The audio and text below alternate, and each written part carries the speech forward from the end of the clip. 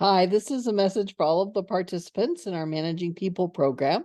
At our last session on motivation, we talked about the Myers-Briggs, but I ran out of time to do the other item that we had on the agenda, the 8 motivators, any justice. So I thought rather than trying and smush it into one of the other modules, I would just give you a brief video that gives you some of the key information, and you will find this also on the tip sheet that was provided.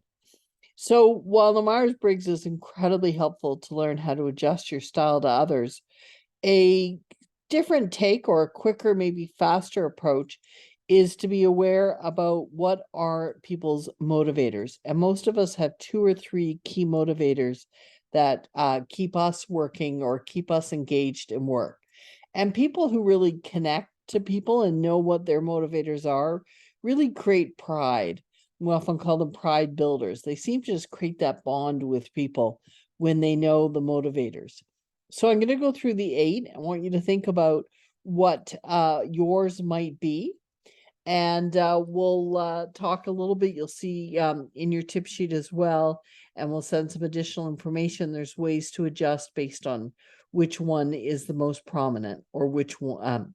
So if achievement is one of your 2 or 3 key motivators, that means that you love to get things done, in particular, meet goals, exceed goals. You know, if you're a runner, you like to have your personal best. If you are working out, you like to try and increase the level on the elliptical trainer. And at work, you're always trying to set up goals and then see if you can meet them, or you want to exceed expectations from a performance point of view. So people that are motivated by achievement really appreciate it if you have a goal like, I'd like you to complete that by Friday at 4, or I'd like you to improve from by 5% the wait time that we had achieved last month. So taking a task and giving it a goal or something concrete to measure works very well with people that are motivated for that. The second one is affiliation. And with affiliation, people really like to be part of the team. So what they are motivated by is to go and represent us to our stakeholders, or to be the one who's going to welcome all the new employees that are joining the organization. So people like to represent the organization and they want to be associated with it. And so when you can be the exact same task as you give someone with achievement, but the person with achievement, you emphasize the goal. The person with affiliation, you emphasize how you want them to connect with others or how you want them to represent your department in getting the information together. In the third one we have is autonomy. And with autonomy, people like to have emphasized having time alone. So we've talked about circles and triangles. They like to know which decisions are in their triangle that they have the authority to decide. They like to know that the following parameters from a delegation point of view are the only ones that they have to follow, and beyond that, they can kind of do it on their own way. They like to know that, really you don't need to check in for another week. I trust you with this.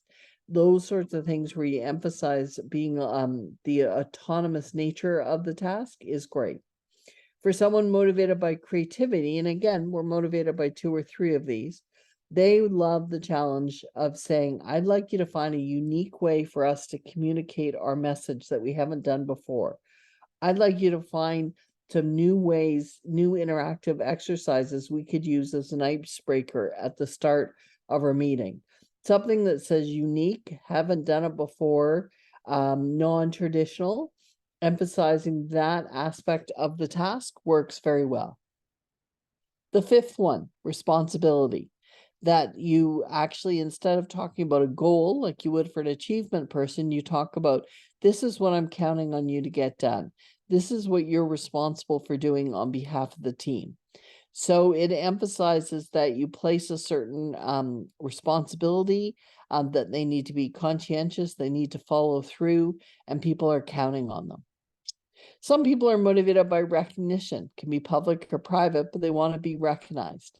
They want you to, they want to emphasize, you want to have the work acknowledged, whether that's being nominated for an award or receiving a recognition card, those sorts of things.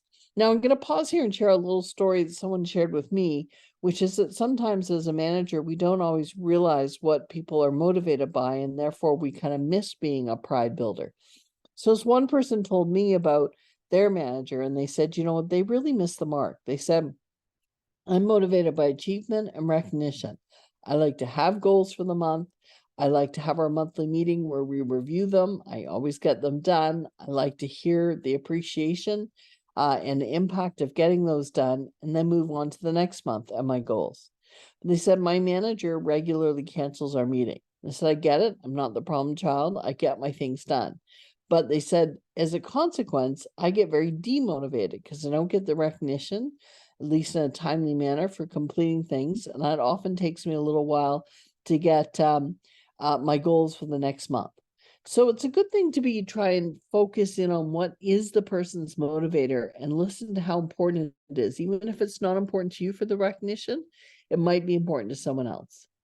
The last two, status. So status refers to things like I was the first person on this team, or I've been here for 20 years, or I have a certain title, or I am the only one who knows how to do this particular kind of testing. And so people like to have that uniqueness emphasized. And the last one is security. And that's where people like things to be the same. So for example, I was working with a group and we were implementing a change. And what became important is to emphasize not just what was changing, but what would stay the same. And they were very motivated by what would stay the same and regularly referred to that and used that to get them through change. So it's something you can share this list with someone and say, what are your 2 or 3? And then use it to emphasize the aspect that's important to them when you delegate a task. Really, really effective tool, one that we're happy to talk to you about on the coaching calls. Hope this worked for you. Thanks. Bye.